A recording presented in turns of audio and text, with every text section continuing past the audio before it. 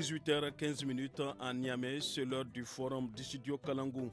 Madame, Monsieur, bonsoir et merci de votre fidélité au programme du studio Kalangou qui sont diffusés en direct par 41 radios partenaires dans toutes les 8 régions du Niger.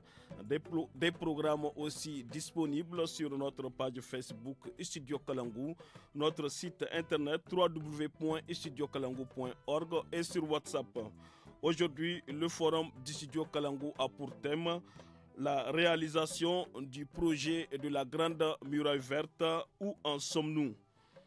La Grande Muraille Verte est le programme phare du continent africain pour combattre les changements climatiques, la désertification, l'insécurité alimentaire et la pauvreté.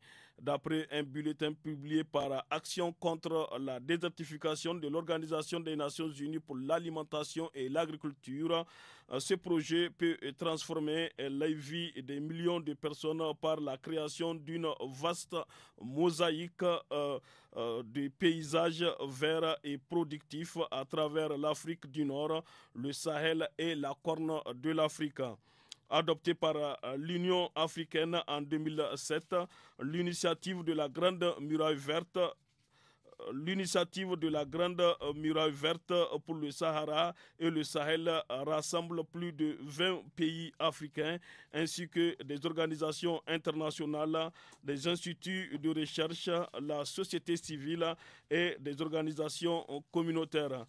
Cette émission permettra au grand public de mieux comprendre la situation actuelle et les enjeux du projet de la Grande Muraille Verte, les moyens et les politiques en perspective. Pour ce faire, nous avons le plaisir de recevoir Abdou Maïcharou, directeur général de la Grande Muraille Verte au ministère de l'Environnement, de la Salubrité urbaine et du Développement durable. Abdou Maïcharou, bonsoir. Bonsoir. Wata Sama Issoufou, conseiller technique ADC à l'Organisation des Nations Unies pour l'agriculture, pour l'alimentation et l'agriculture. Wata Sama Issoufou, bonsoir. Bonsoir. Et Adamou Garba, président du Parti écologique du Niger, le RSV Nima. Adamou Garba, bonsoir. Bonsoir. Au microphone, Mokhtar Hamadou.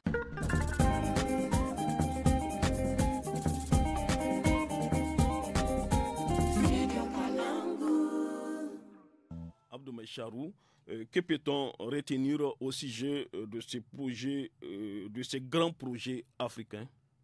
Merci beaucoup vraiment de l'occasion que vous me donnez pour encore une fois de plus vous entretenir sur ce qu'est l'initiative de la Grande Muraille Verte.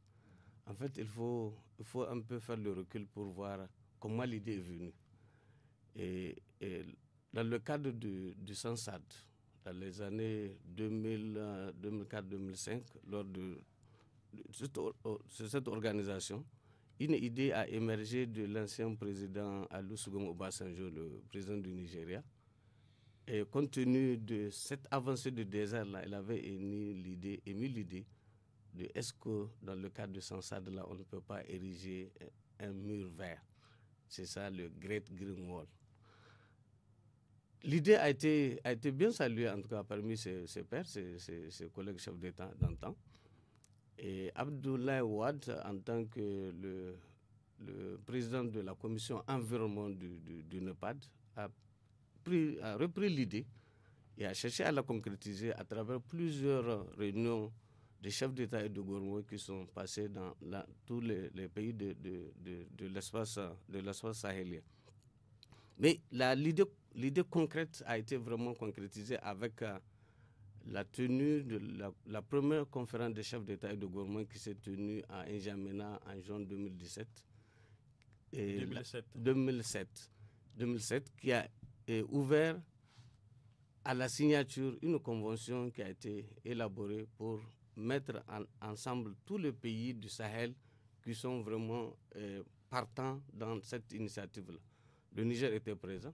En cela, nous savons c'était au moment de la transition. C'est le Premier ministre Mamadou Danda qui a représenté le Niger à cette conférence des chefs d'État. Il a signé la convention.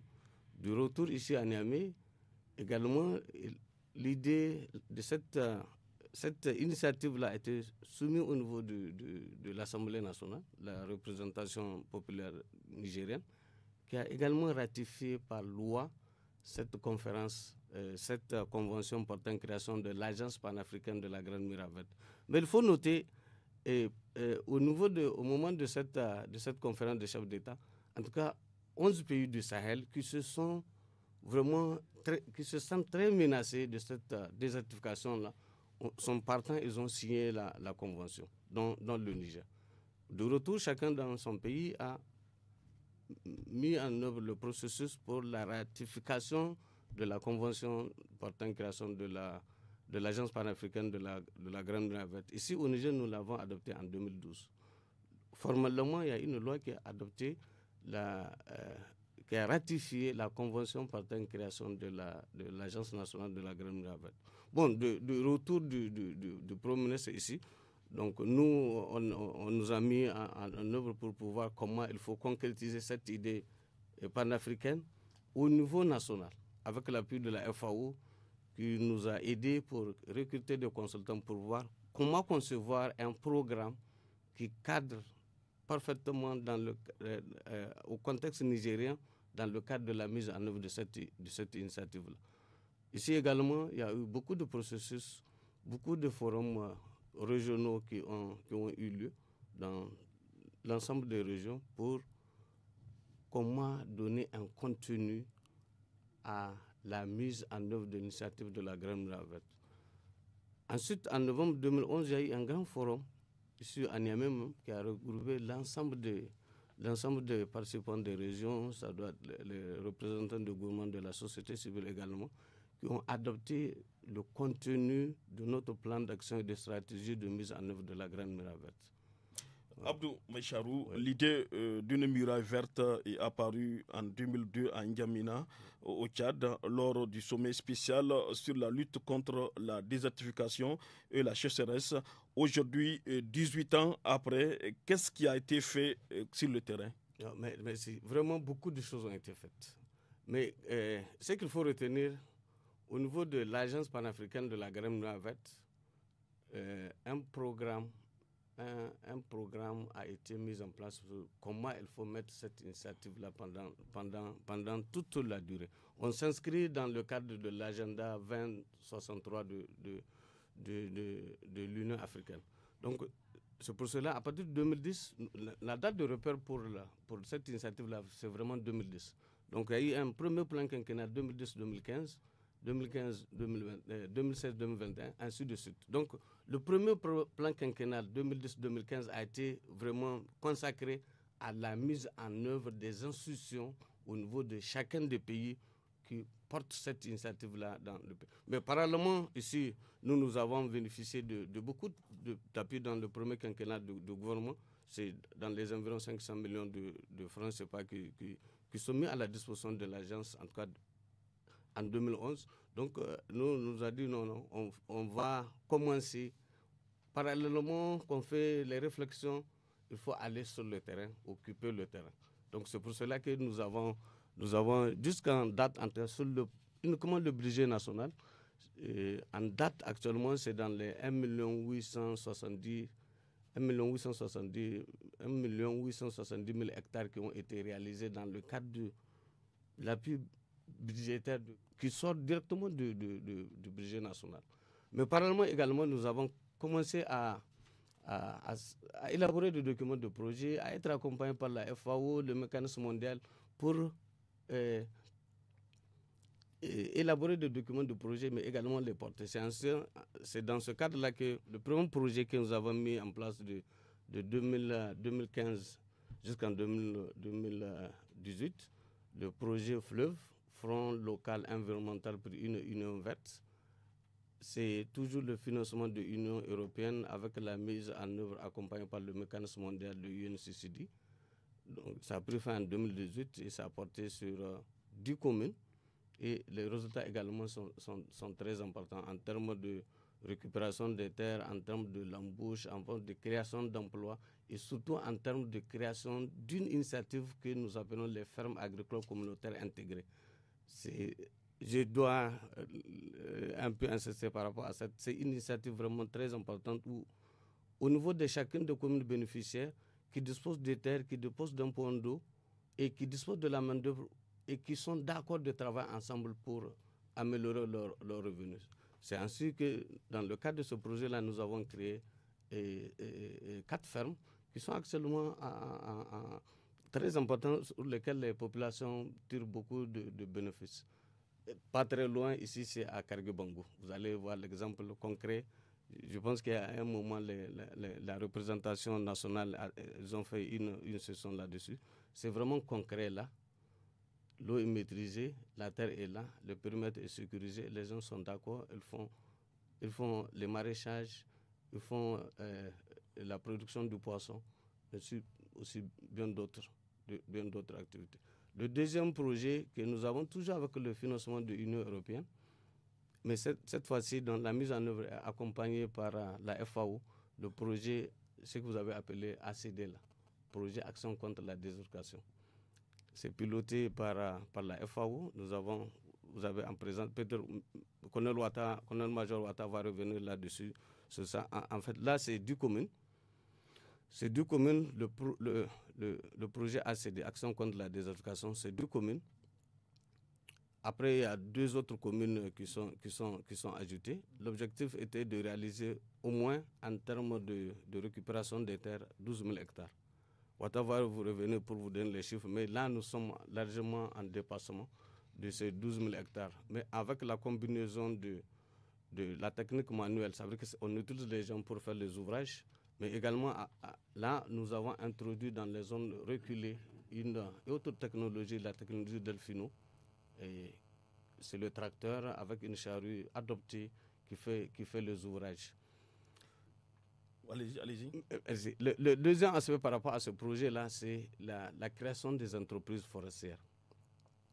Nous sommes dit, au niveau de l'ensemble de ces communes-là, cible de ACD 10, mais également d'autres communes de l'Agence nationale de la Grande Noire Verte, les gens vivent au jour le jour et sur les ressources de l'environnement. Donc nous sommes dit non, il faut les organiser pour davantage préserver les ressources naturelles et encore tirer de profit. C'est comme ça que nous avons créé des entreprises pour la récolte des semences, récolte et vente des semences, après des formations. On a mis en place ces organisations. Nous avons également mis des groupements pour la récolte et la transformation des fruits de nos espèces, notamment le balanites, notamment les usufruits. Malgré les difficultés dans l'extraction de l'amande qui est traitée pour avoir de l'huile, en tout cas les gens se sont engagés. La dernière fois qui s'est tenue à Niamey, là, je pense que vous avez vu une gamme variée au niveau de la foire. Au niveau de la foire des huiles qui ont été produites dans ce sens-là. Voilà, en quelque sorte, Ouattara va revenir pour compléter en quelque sorte ce que je peux dire par rapport à qu'est-ce qu'on a fait, et on continue vraiment à avoir à élaborer des projets. Il y a beaucoup qui sont dans le pipeline, peut-être on va revenir là-dessus.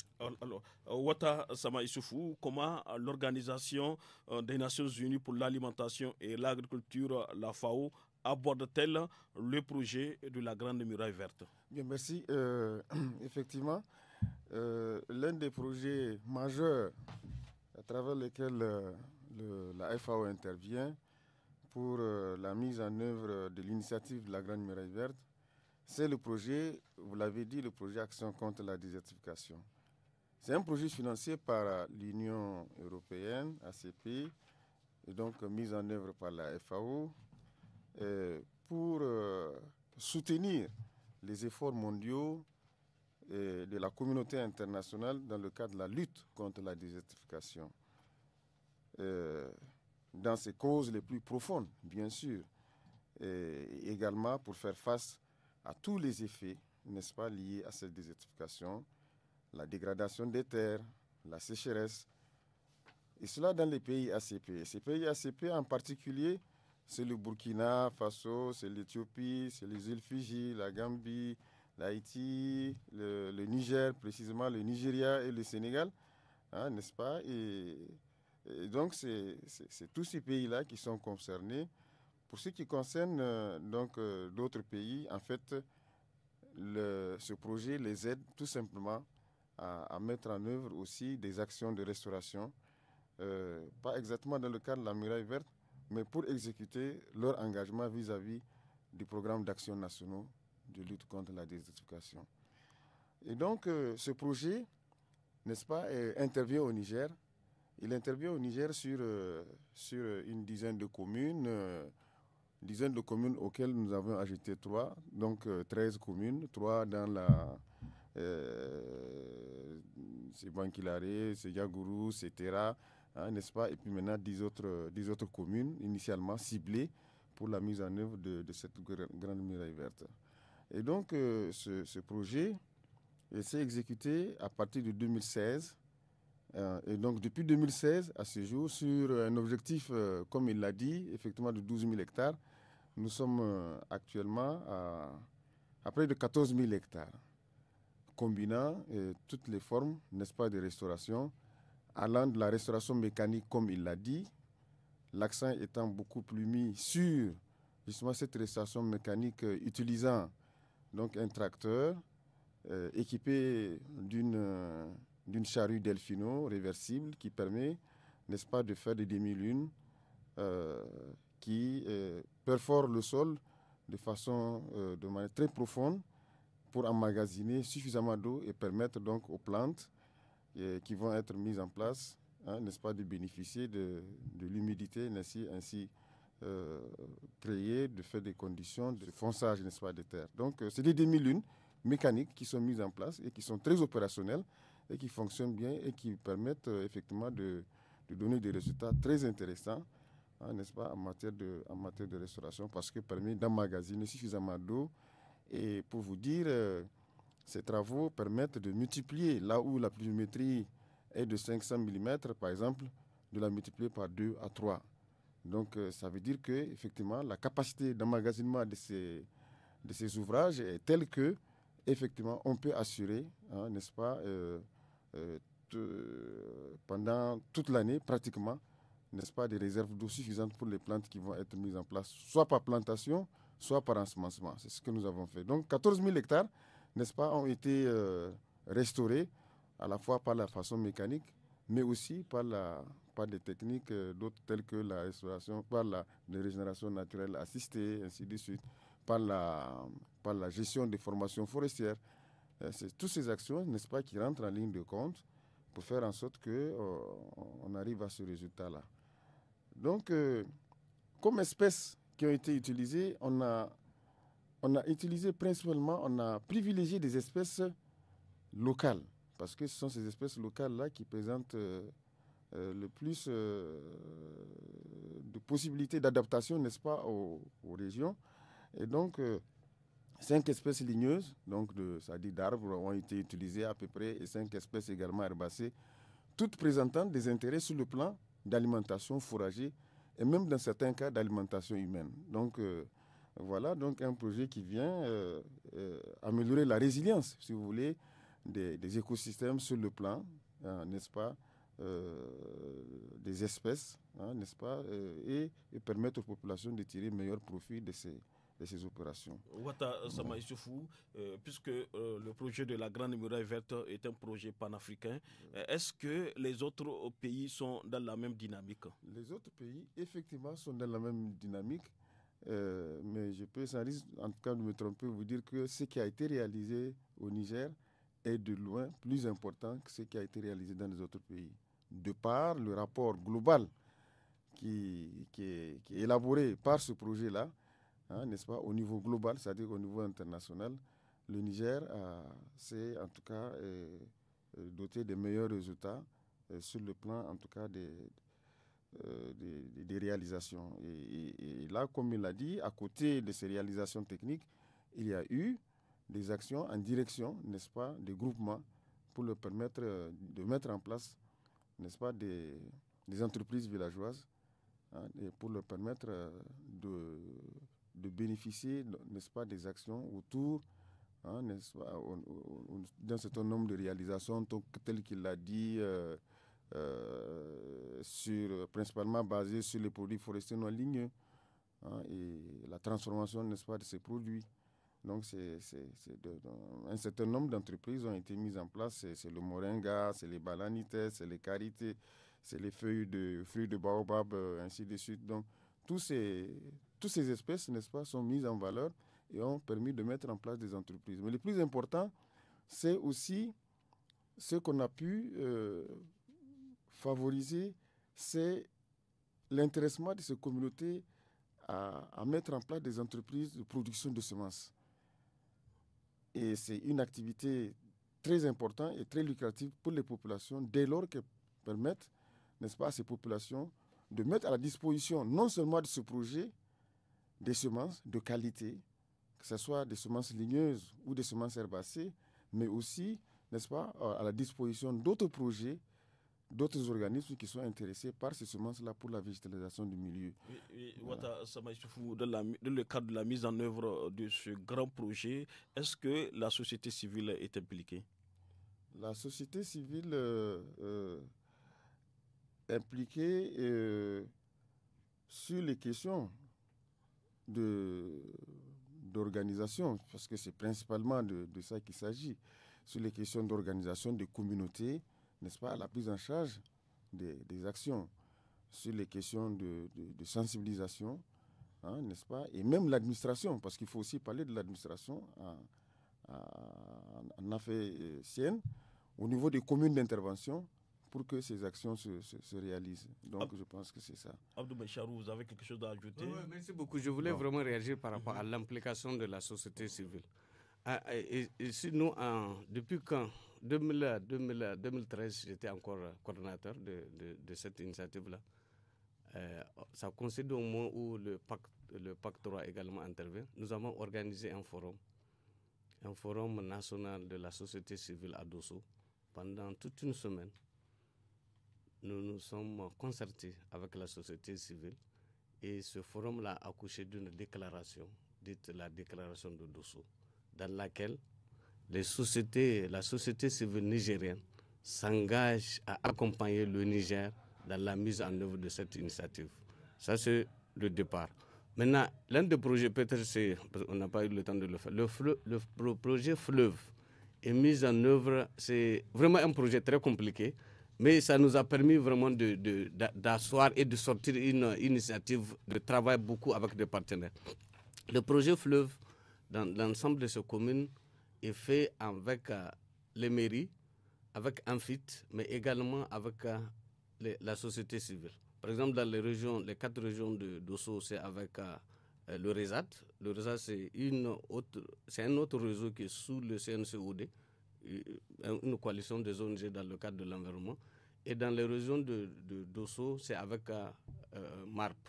Donc, c'est pour vous dire, en réalité, nous sommes en train de travailler avec la société civile. Actuellement, il y a 2 projets qui commencent également avec la société civile. C'est vraiment malheureux que le frère Issa Garba n'est pas là. Nous avons actuellement lancé la semaine passée. Il fait partie des invités, malheureusement, il n'est pas sur ce plateau. Un projet qui cible, donc ça doit être 4 communes, que nous faisons avec eux en rapport avec Oxfam.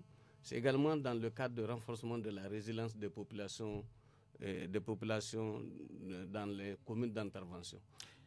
Adamou Garba, vous êtes le président du parti écologique. La Grande Muraille Verte est-elle dans le programme politique de votre parti? Bien, je vais d'abord remercier le studio Kalangu pour avoir organisé cette émission, donc ce forum de sensibilisation de la population, des différents partenaires de l'État par rapport à un sujet vraiment d'importance qui est la Grande Muraille Verte. C'est un projet pharaonique, on va le dire, parce que c'est un projet phare, en tout cas pour l'Afrique. C'est une référence. Et je dois dire que j'ai eu la chance, à tout hasard, d'être au lancement de ce projet en 2010 à N'Djamena. Donc, je peux dire que je suis un témoin de la mise en place par les différents chefs d'État et de gouvernement donc, de ce projet. Et en tant que Parti vert également, nous sommes intéressés par tout ce qui touche à l'environnement d'une manière générale, qui contribue à réhabiliter nos forêts qui ont disparu, qui participent à reverdir donc, notre environnement. Nous sommes des pays sahéliens vraiment qui sommes menacés par la désertification. Et notre intérêt pour ce projet est vraiment très grand. Et je vous dirais qu'en tant que Parti vert, vous serez surpris de voir que la sensibilisation va au-delà du Niger. Parce que cette année, disons l'année dernière, au mois de décembre passé, après donc la COP25 qui s'est tenue en Espagne, à Madrid, j'ai été personnellement invité par les Verts de la Pologne. Donc, c'est des Polonais qui ne connaissent pas bien l'Afrique, mais qui ont un intérêt particulier vraiment sur l'Afrique. Et j'ai été invité donc à assister à une semaine des films africains pour sensibiliser les Polonais sur ce que font les Africains. Et c'est là que j'ai vu ce film-là, La Grande Muraille Verte, qui a été donc projeté à tous les Polonais et qui a fait l'objet aussi d'un débat après la projection. Donc, durant toute une semaine, les Polonais, et puis c'est les Verts, c'est-à-dire vraiment les écologistes polonais, qui ont décidé d'organiser cette semaine pour uniquement parler des problèmes environnementaux de l'Afrique. Et ce film sur la Grande Muraille Verte qui a été réalisé, c'était vraiment le clou de l'événement.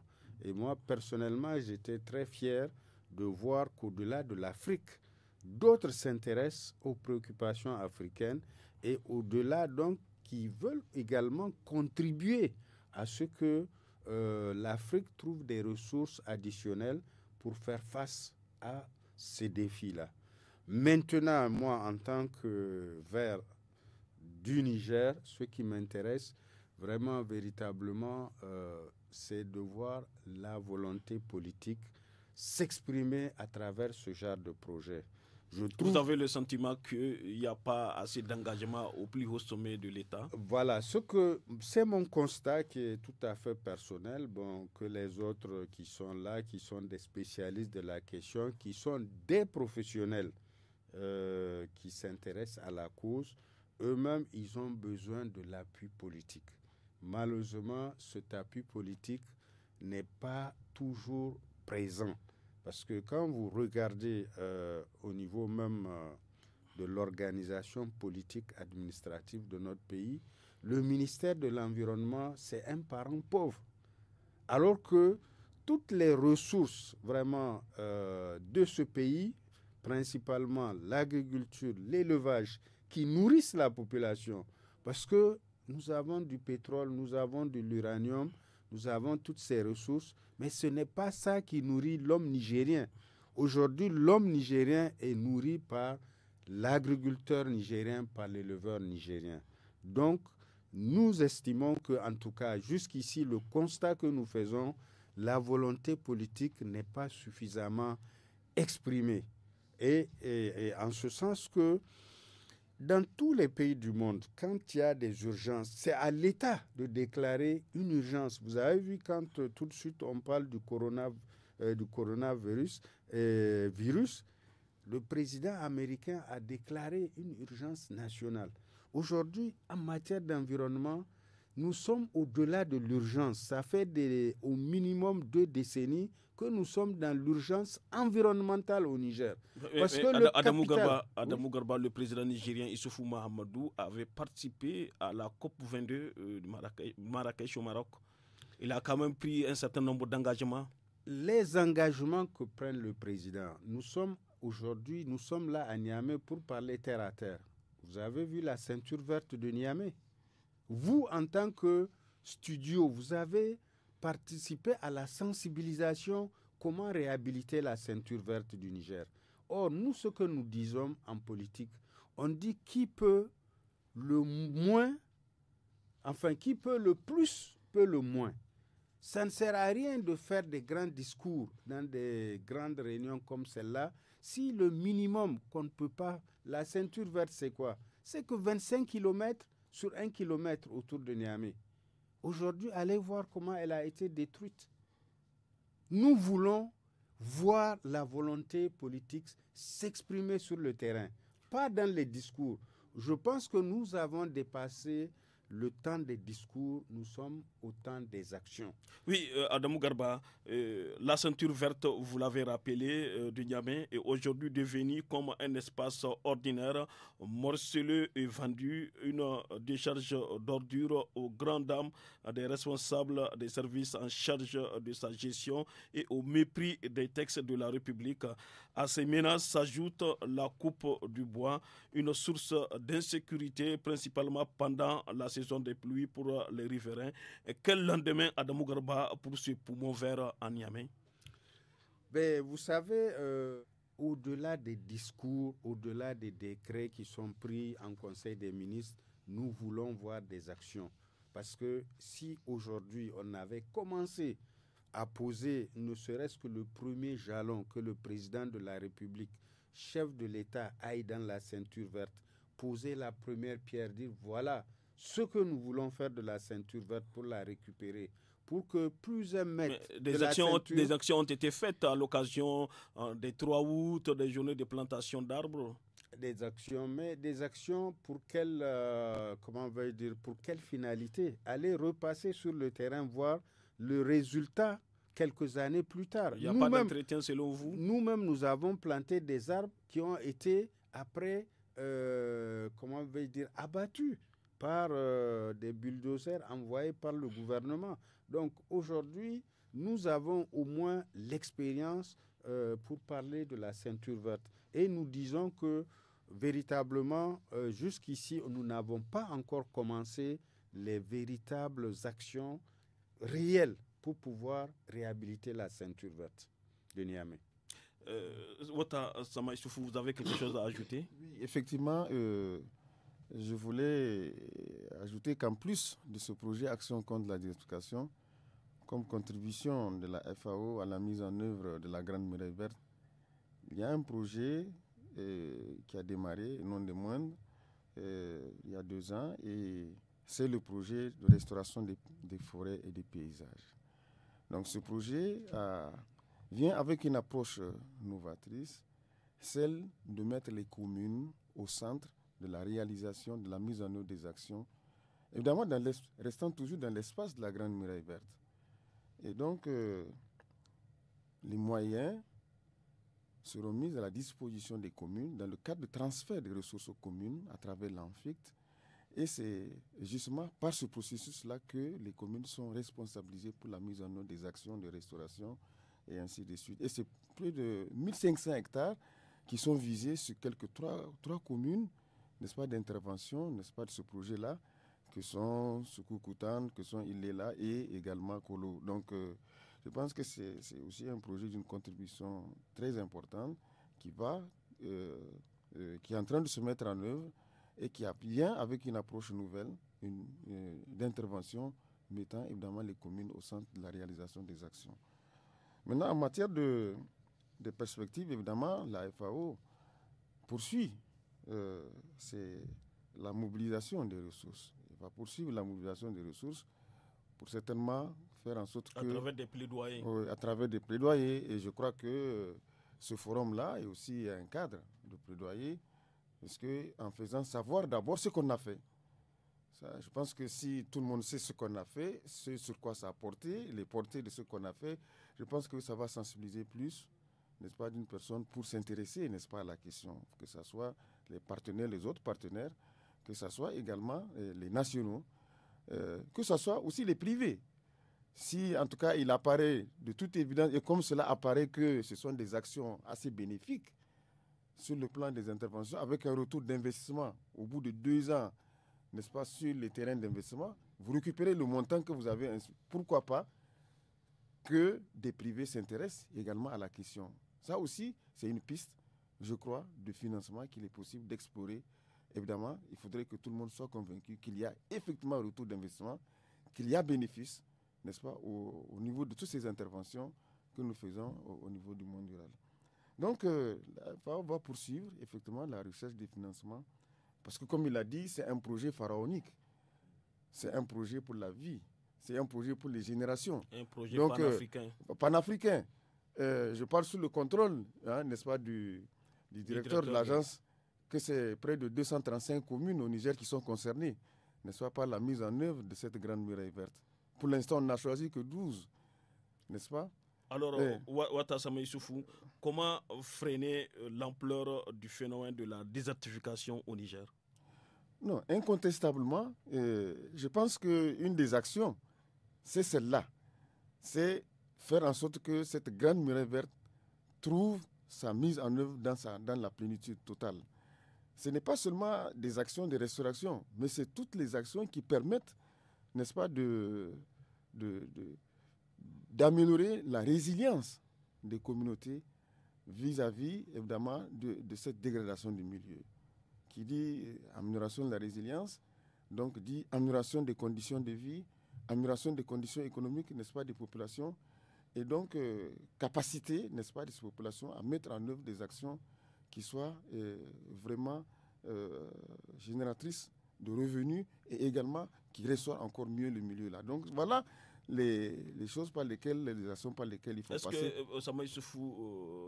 Est-ce que ces réalisations suscitent l'adhésion des communautés? Sans aucun doute, c'est ce que je vous ai dit. C'est quand vous restaurez 14 000 hectares et que ces 14 000 hectares peuvent produire à l'hectare quelques 500, même 1000, une tonne de matière sèche à l'hectare pour l'alimentation du bétail.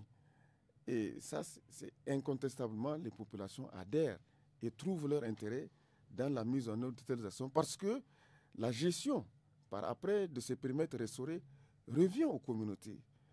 Et c'est ça l'intérêt de la décentralisation, passer par cette approche novatrice de la décentralisation, mettre les communautés au centre pour qu'elles sachent que ce qui est restauré, c'est une action qui est là, qui est plutôt bénéfique aux communautés. Donc je pense que c'est une fois que c'est fait comme ça, il n'y a pas de raison qu'il y ait du recul par rapport à la prise en charge des actions et par rapport également à la réplication, n'est-ce pas, de ces interventions-là. Abdou Maïcharou, vous avez quelque chose à ajouter? Vraiment, par rapport à votre dernière question, il y a l'adhésion de la communauté. L'adhésion de la population, c'est très important. Pour le moment, tout ce qu'on fait, on fait avec elle. Mais je pense que le plus important, c'est qu'il faut qu'il y ait vraiment un changement de comportement, surtout un changement d'habitude. Le Niger n'est jamais actuellement ce qu'il était il y a 10 ans, il y a 20 ans. Il faut qu'on change vraiment par rapport à nos habitudes, surtout alimentaires. On ne peut pas comprendre jusqu'à encore en 2020 qu'il faut utiliser le bois pour cuire nos aliments. Alors que nous disposons du charbon, du minéral et du gaz. Vraiment, il va falloir axer sur cette substitution-là. Au moins laisser nos forêts intactes pendant au moins 10 années. Je sais que mon grand frère ne va pas me permettre de cette discussion. C'est important de laisser se reposer, de laisser se régénérer. Nous avons beaucoup de formations de comprétacés, mais leurs capacités de régénération sont très importantes. Si ces plantations, si ces peuplements naturels-là trouvent ce temps-là de régénération, il faut tendre mieux vers le gaz. Et c'est là où je salue vraiment ce qu'a dit l'engagement des Verts. Il faut vraiment taper fort. Je pense que c'est important. Nous avons déjà, il y a 10 ans, fait une sorte de convention avec Sonihi. Ça a commencé avec les fonctionnaires pour avoir les kits. On sait qu'en ce qui concerne le gaz, le plus difficile, c'est le kit. La bouteille de gaz, tout ça, là, c'est frais d'installation là, au départ qui sont très chers. Mais actuellement, avec toute cette sensibilisation-là, nous avons encore des exemples de femmes qui font du beignet avec le gaz butane. Il faut que ça continue. Il faut que ça vraiment continue. Abdou Maïcharou, pour la plantation, on parle le plus souvent de régénération naturelle assistée, car la densité de flore actuelle est souvent insuffisante pour pour espérer une régénération naturelle et spontanée. Comment ça se passe concrètement sur le terrain? Merci beaucoup. La régénération naturelle, en fait, c'est une expérience très formidable et qui consiste, je voudrais, de façon très claire, à laisser la nature faire son cours. Peut-être l'on va juste intervenir pour un peu élaguer, pour donner à l'arbre une forme. C'est de ça qu'il s'agit. Il faut laisser les écosystèmes, il faut laisser la nature suivre son cours. Est-ce qu'il y a des actions de sensibilisation sur le terrain dans ce sens? Je dirais même que c'est déjà ancré. C'est déjà ancré.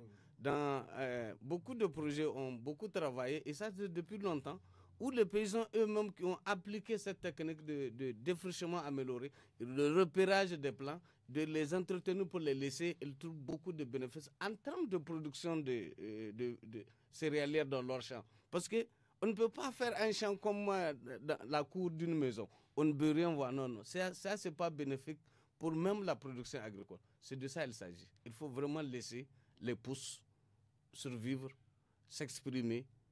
Avec les produits de l'élégage, si nous n'avons pas, ou si cette famille n'a pas les capacités d'avoir le gaz, elle peut vraiment survivre avec les résidus qu'elle utilise pour l'entretien de ces plantes-là. Alors, Abdou Maïcharou, comment utiliser les plantes là sans les détruire? Il y a très bien vraiment des méthodes. Et ils font leur chemin dans les communes. Il y a même des fiches techniques qui sont imprimées par beaucoup de nos partenaires ONG qui utilisent ces techniques-là. L'herbe peut très bien être élaguée sans en pâtir à sa vie totale. Et la technique, je crois que c'est bien ancré actuellement dans beaucoup de régions du Niger. Alors, Adamou Garba, vous, en tant que Parti vert et les autres éléments de la société civile, comment quelle est votre contribution pour aider la FAO, le ministère de l'Environnement pour la réalisation, pour la concrétisation de tous ces projets? Bien, nous, notre contribution, le directeur général est là. Ce qu'il a dit, je rebondis d'abord sur son idée, c'est-à-dire l'utilisation de certaines énergies renouvelables.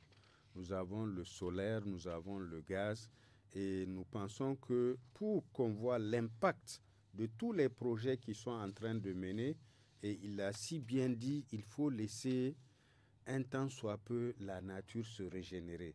On ne peut pas continuer à prélever sur la nature alors que nous avons d'autres moyens pour continuer à avoir de l'énergie. Et c'est en cela que nous, notre rôle, vraiment, c'est cette volonté politique que nous continuons à réclamer. Aujourd'hui, tout est basé sur des politiques. Pour réussir dans un domaine, il faut avoir des politiques dans ce domaine-là. Et ces politiques-là doivent s'exprimer et s'appliquer sur l'ensemble du territoire du pays pour montrer véritablement, voilà ce que le gouvernement... Même dans les villages les plus reculés, vous voulez dire. Même dans les villages, comme il l'a dit, quand vous élaguez, mais on peut utiliser ces produits qui ont été élagués, mais il faut laisser, c'est-à-dire le capital aller. C'est l'arbre en question qui représente le capital. Vous élaguez les branches, vous utilisez les branches élaguées qui sèchent, non seulement pour le bétail, pour votre consommation, mais laissez quand même l'arbre continuer à se développer. Et au-delà de l'arbre, on va parler de l'ensemble de nos forêts. En 30 secondes, Ouattara Sama Issoufou, quels sont vos appels, recommandations pour réduire au mieux l'ampleur du phénomène de la désertification au Niger et la bonne réussite du projet de la Grande Muraille Verte, rapidement? Incontestablement, il faut passer par une prise de conscience. Moi, je pense que ce qui va permettre de modifier les comportements. Quand vous avez pris conscience d'une situation... À travers les actions de sensibilisation. À travers les actions de sensibilisation et aussi les actions démonstratives, n'est-ce pas, sur la gestion des ressources naturelles, fondamentalement. À partir de ce moment-là, effectivement, les uns et les autres vont modifier leur comportement vis-à-vis. Mais aussi, je pense qu'il faut donner la bonne information. Jusqu'à présent, peut-être qu'on n'a pas beaucoup informé les communautés qui pensent que les ressources naturelles sont là inépuisable. Et maintenant, il faut leur donner l'information que l'espace est fini, que les ressources sont dégradées, qu'il n'y a que très peu de ressources, n'est-ce pas, à la disposition de ces communes, à la disposition de ces populations. Et donc, le peu qui reste doit être géré. Le peu qui reste doit être géré. La Grande Muraille Verte d'Afrique est une initiative panafricaine qui vise à lutter contre la désertification dans le désert du Sahara et au Sahel.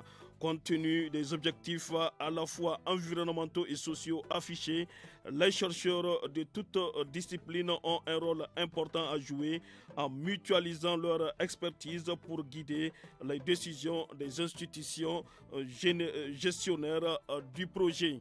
Nous sommes au terme de ce forum du studio Kalangou. Nous avons eu le plaisir de recevoir Abdou Maïcharou, directeur général de la Grande Muraille Verte au ministère de l'Environnement, de la Salubrité urbaine et du développement durable, Ouata Sama Issoufou, conseiller technique APC à l'Organisation des Nations Unies pour l'alimentation et l'agriculture, et Adamou Garba, président du Parti écologique du Niger, le RSV Nima.